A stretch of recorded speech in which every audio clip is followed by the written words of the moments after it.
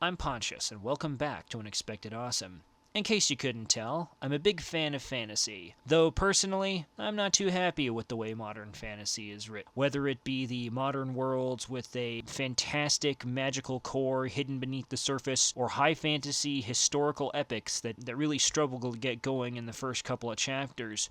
Personally, my favorite aspects of fantasy lie more in the middle between those, in the realms of high adventurer and sword and sorcery. Sword and sorcery is an action-focused style with more primeval, sometimes almost antique-style aesthetics, and a less elaborate yet still incredibly fantastic settings. Sword and sorcery is about as uncut and unwatered down as fantasy can get, while in many ways its more well-known styles and conventions arguably predate popular forms of hardcore high fantasy and soft, more modern fantasy, with authors such as Fritz Leiber and Robert E. Howard helping to pioneer them almost 9 decades ago. It also has a great advantage of thoroughly underrated films, most of which come from the recently offlauded 1980s. And one of the most underrated of all of these films is none other than Ralph Bakshi's Fire and Ice. A cryomantic sorcerer sets his icy heart on conquering the world, devouring it with his glacial fortress, Ice Peak, and punishing any resistance with a slavering army of cavemen.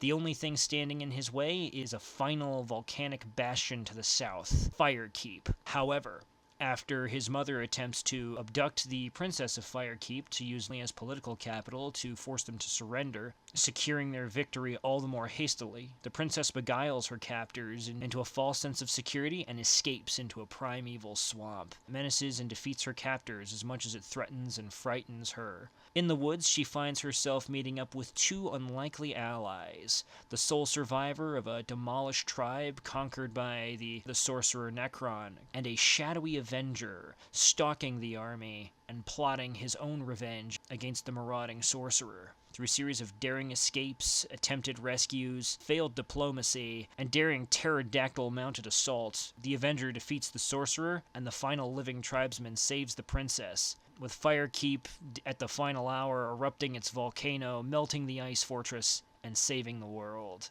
The story of Fire and Ice is as deep as it is simple, and while it doesn't seek to redefine the settings and depths of what fantasy can achieve, it spends the time it saves on exposition in developing and showcasing its characters, whether that be Princess Tigra, who is a strong, though not plot-favored, leading lady, who is simultaneously vulnerable and empathetic, but is also tenacious and more than willing to not only defend herself, but also fight like hell to escape. Backing her up is the Avenger Darkwolf, whose visage is found all over a mysterious and abandoned stone city, alluding to a far more involved past between him and these marauding, conquest-driven Necron.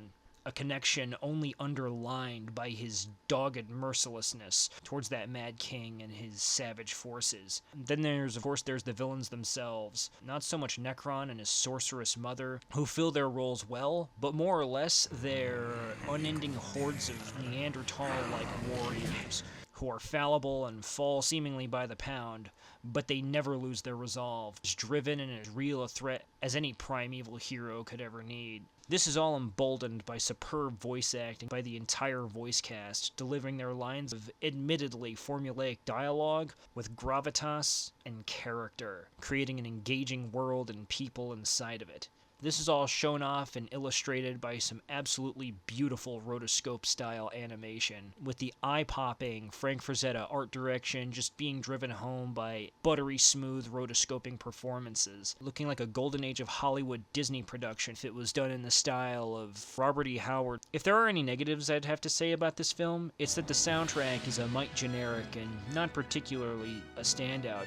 And there are many characters in this film who are just not particularly memorable at all, especially one of our main heroes, the final tribesman Larn, who feels one copyright lawsuit away from confirmed plagiarism. However, if you're looking for a very well animated film with a great sense of high adventure and action, seek out Ralph Bakshi's underknown excellence that is Fire and Ice.